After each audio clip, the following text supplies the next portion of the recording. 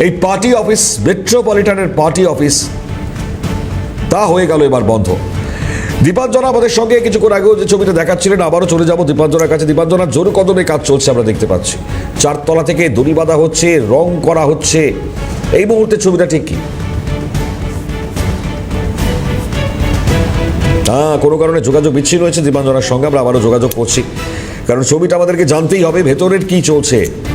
আমরা মোটামুটিভাবে যে ছবি দেখতে পাচ্ছি তাতে দেওয়াল, সেটা আপনারা দেখতে পাচ্ছেন, রং করার যে প্রস্তুতি তা চলছে। বড় বড় দড়ি আমরা দেখতে পাচ্ছি, চতুর্থ তল থেকে নিচে নামাই নেওয়া হচ্ছে, পিলারের মধ্যে বেঁধে আপনারা দেখতে পাচ্ছেন। তো এই রং করা থেকে শুরু করে আরো অনেক ধরনের প্রস্তুতি ভেতরে চলছে। দীপাঞ্জনা রয়েছেন আমাদের সঙ্গে সরাসরি। দীপাঞ্জনা, এই মুহূর্তে ছবিটা একটু তুলে ধরো, কি চলছে সেখানে?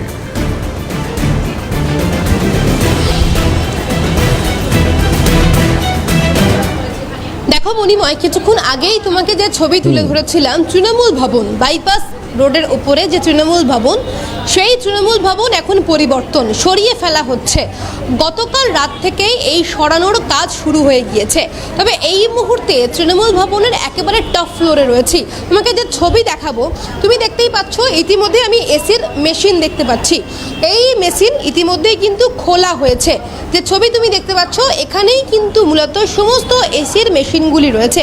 এবং তার পাশাপাশি কিছুক্ষণ আগেই আমি তোমাকে তার বক্তব্য শোনালাম, রং মিস্ত্রি মালিক পক্ষ বলেছে গতকাল রাতেই এই যে রং রয়েছে তৃণমূল ভবনের সামনের অংশের যে রং রয়েছে, সেই রং পরিবর্তন করতে হবে, তার জন্য একেবারে প্রস্তুতি শুরু হয়ে গিয়েছে। তুমি দেখতেই পাচ্ছ, ইতিমধ্যেই একেবারে মোটা দড়ি দিয়ে বাঁধা রয়েছে।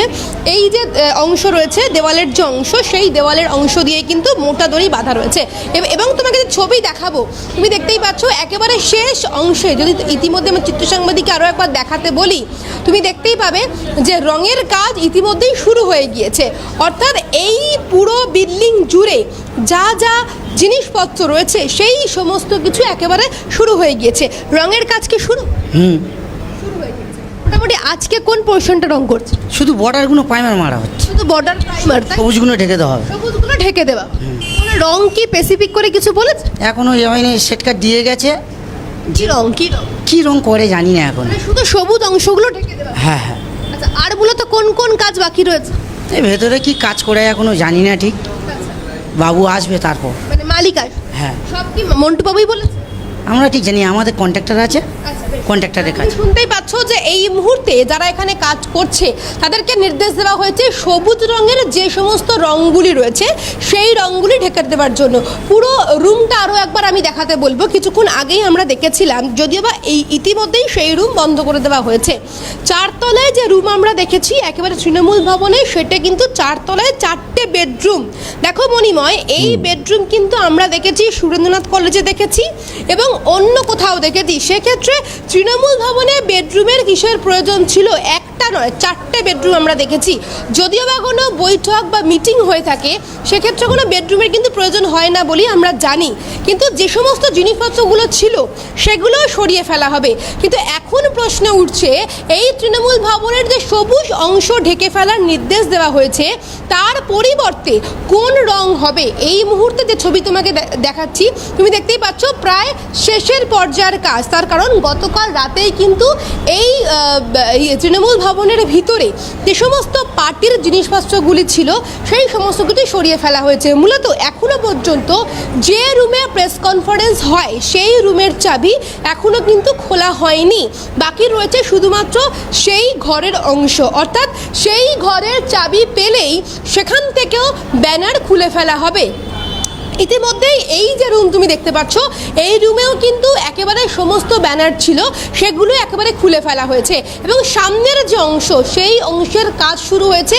রং করার আগের যে অংশ থাকে অর্থাৎ প্রাইমার, সেই প্রাইমার ইতিমধ্যেই কিন্তু দেওয়া হচ্ছে।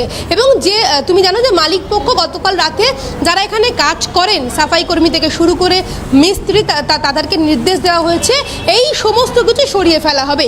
কিন্তু একেবারে বলা চলে তৃণমূল তৃণমূল ভবন এখান থেকে পুরোপুরি মুছে ফেলা হচ্ছে। সেই ছবি কিন্তু আমরা গতকাল রাতে দেখেছি, আর একেবারে সকাল হতেই সেই ছবি আরও স্পষ্ট হলো। তার কারণ সকাল থেকে একেবারে প্রস্তুতি চলছে কত দ্রুত সম্ভব সমস্ত কিছু তৃণমূল ভবন থেকে সরিয়ে ফেলার জন্য। এখন শুধুমাত্র অপেক্ষা মণিময়, যে ঘরে তৃণমূল ভবনের প্রেস কনফারেন্স হতো, যে ঘরে মূলত তৃণমূলের নেতা নেতৃত্বরা থাকতেন, সেই ঘরে যে বৈঠক হতো, সেখানকার সেই ঘরটা কি হবে?